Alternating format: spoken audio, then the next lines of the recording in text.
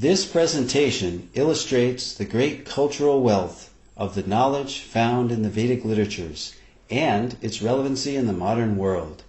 We will show, by means of high-tech research techniques, that statements and materials presented in the ancient Vedic literatures agree with modern scientific findings, and they reveal a highly developed scientific content.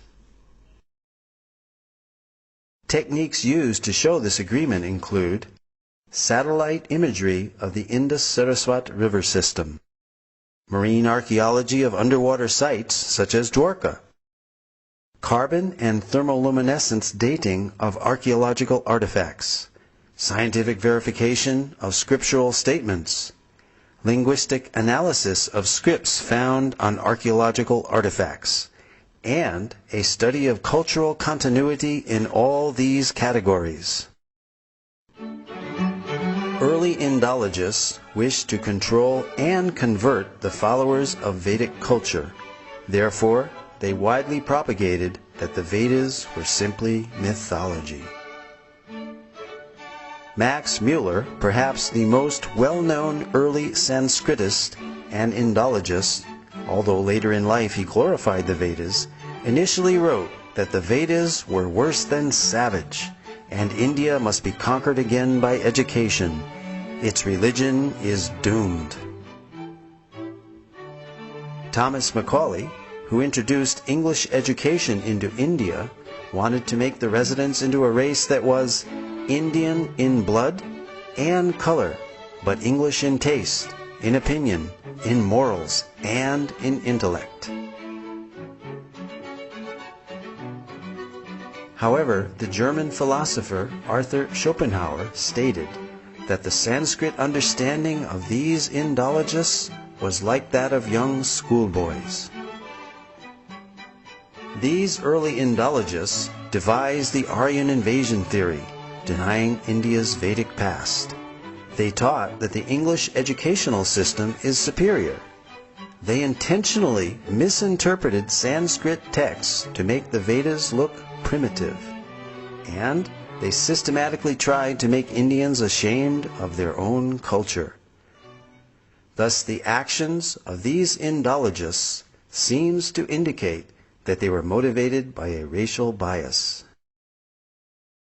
Innumerable archaeological findings and their analysis have recently brought the Aryan invasion theory into serious question.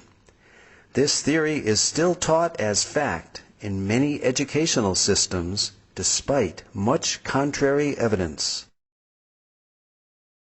The Aryan invasion theory is that the Vedic Aryans entered India between 1500 and 1200 BCE. They conquered the native Dravidian culture by virtue of their superiority due to their horses and iron weapons. They imported the Vedic culture and its literatures. This Aryan invasion theory, however, deprives the inhabitants of India of their Vedic heritage. The wealth of their culture came from foreign soil. The Aryan invasion theory raises an interesting dilemma called Frawley's paradox. On the one hand, we have the vast Vedic literature without any archaeological finds associated with them. And on the other hand, we have 2,500 archaeological sites from the Indus-Saraswat civilization without any literature associated with them. A preponderance of contemporary evidence now seems to indicate that these are one and the same cultures. This certainly eliminates this paradox and makes perfect sense to an unbiased researcher. Facts which cast serious doubt on the Aryan invasion theory are: there is no evidence of an Aryan homeland outside of India mentioned anywhere in the Vedas. On the contrary, the Vedas speak of the mighty Saraswati River and other places indigenous to India. To date, no evidence for a foreign intrusion has been found, neither archaeological, linguistic, cultural, nor genetic.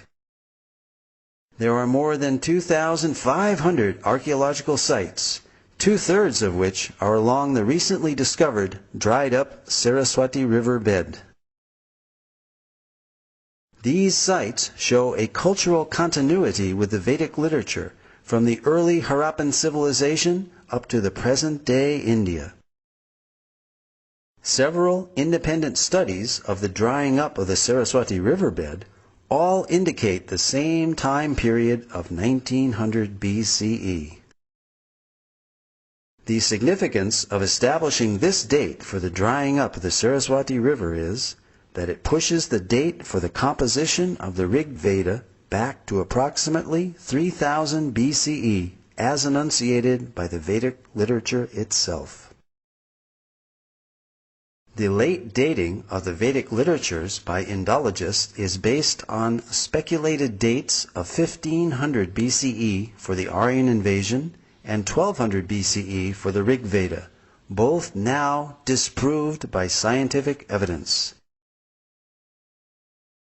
Max Muller, the principal architect of the Aryan invasion theory, admitted the purely speculative nature of his Vedic chronology, and in his last work, published shortly before his death, The Six Systems of Indian Philosophy, he wrote, "Whatever may be the date of the Vedic hymns, whether 1500 or 15,000 BCE, they have their own unique place and stand by themselves in the literature of the world." It can be scientifically proven that the Vedic culture is indigenous through archaeology, the study of cultural continuity, by linguistic analysis, and genetic research. For example, the language and symbolism found on the Harappan seals are very Vedic. We find on these seals the Om symbol, the leaf of the Asvata or holy banyan tree, as well as the swastika or sign of auspiciousness, mentioned throughout the Vedas. Om is mentioned in the Mundaka and Katha Upanishads, as well as the Bhagavad Gita. The holy Ashvata tree is mentioned in the Aitareya and Satapatha Brahmanas, as well as the Taittiriya Samhita and Katyayana Smriti. The pictorial script of these Harappan seals has been deciphered as consistently Vedic and termed Proto-Brahmi as a pre-Sanskrit script.